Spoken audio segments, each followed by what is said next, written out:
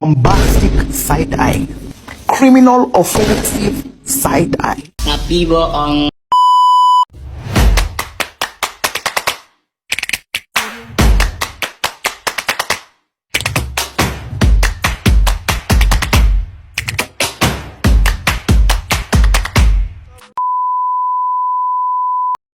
Assalamualaikum warahmatullahi wabarakatuh. Perkenalkan, nama saya Nokikma dengan NIM PBB 230019. Saya mahasiswi dari Universitas Politeknik Bau-Bau dengan jurusan Kesehatan Prodi D3 Rekam Medis. Tujuan saya membuat video ini adalah untuk memenuhi tugas mata kuliah saya yang diberikan oleh dosen epidemiologi saya, yaitu Ibu Niska Alsiani Sinta, SKM MKes MKes. Pada video saya kali ini yaitu untuk membahas seorang prasejarah Jon Snow dalam menjadi bapak epidemiologi. Siapa sih Jon Snow itu? Jon Snow adalah seorang dokter dan peneliti yang dianggap sebagai salah satu pionir epidemiologi modern.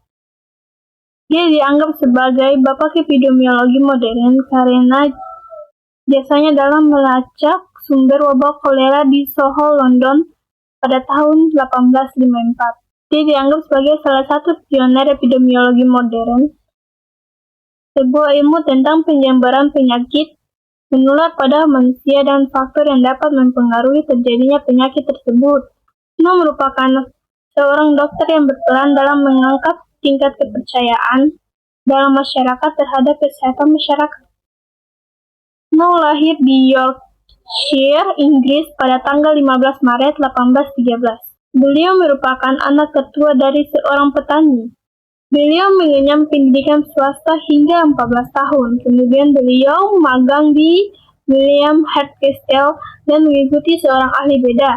Setelah magang sebagai ahli beda tambang batu bara yang tidak memenuhi syarat selama epidemi kolera tahun 1831 sampai dengan 1832, Snow menjadi mahasiswa di Sekolah Kedokteran Hunterian The Great Windmill Street, London pada bulan Oktober tahun 1836. Beliau mulai menghadiri praktik medis di rumah sakit Westminster pada bulan Oktober berikutnya. Dan pada bulan Oktober 1838, ia menjadi pemegang lisensi Society of Apothecaries dan telah diterima sebagai anggota Royal College of Surgeons of England pada tanggal 2 Mei tahun 1838. Ia lulus MD dari Universitas of London pada tanggal 20 Desember 1844 dan pada tahun 1850 ia diterima sebagai pemegang lisensi dari Royal College of Physicians. Dan pada tahun 1800 London merupakan satu kota terbesar pada masanya dan kota terpadat. Sayangnya kebesaran kota London tidak diiringi dengan sanitasi yang bagus, infrastruktur kesehatan yang memadai, dan banyak penduduk yang tidak memiliki toilet, dan yang paling merusak kebesaran kota London adalah kolera, khususnya di tahun 1832.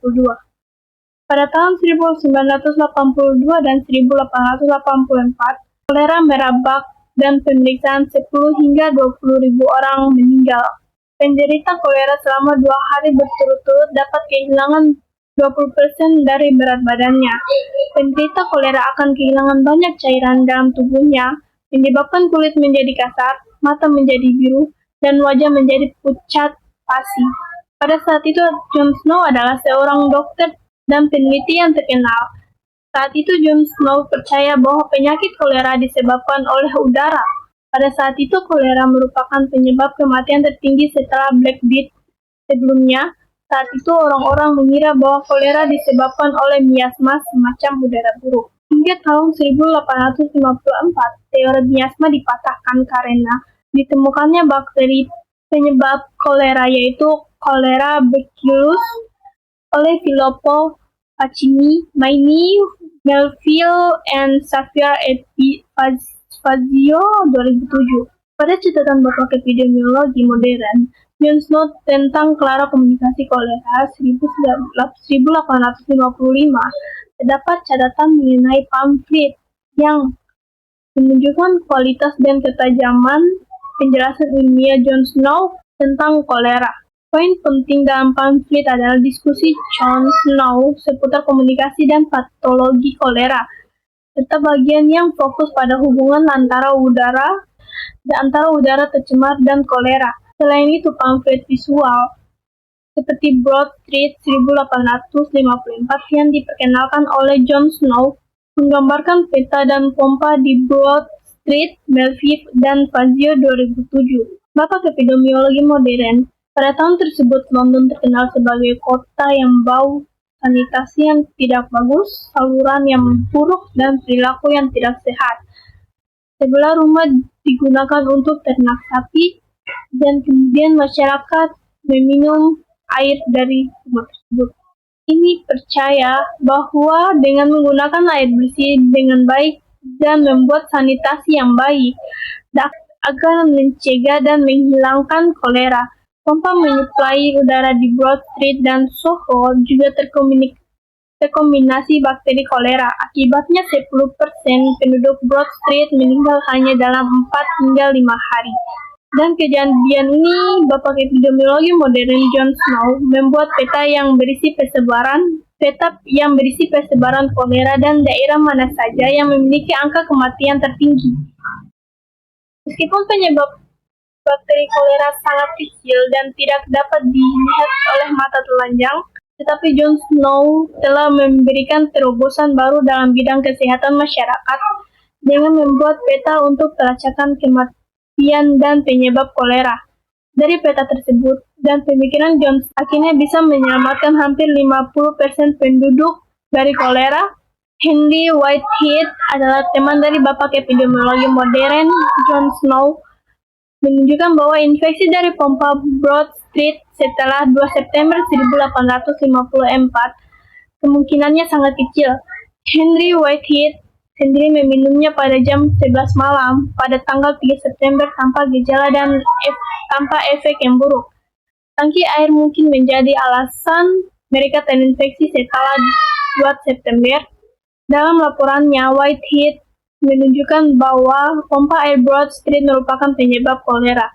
Melalui investigasi, Henry Whitehead menunjukkan ada seseorang ayah dengan rumah yang tangki septiknya bocor dan mengkontaminasi sumur rumahnya.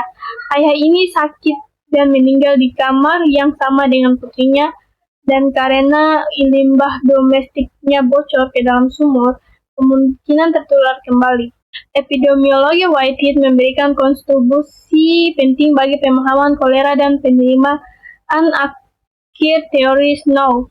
Henry Whitehead kemudian bergabung bersama Bapak epidemiologi modern, yaitu John Snow, untuk melacak kontaminasi tangki septik yang bocor di permukaan udara yang menyebabkan kolera di Panhead 2004 dan Goldstein 2012.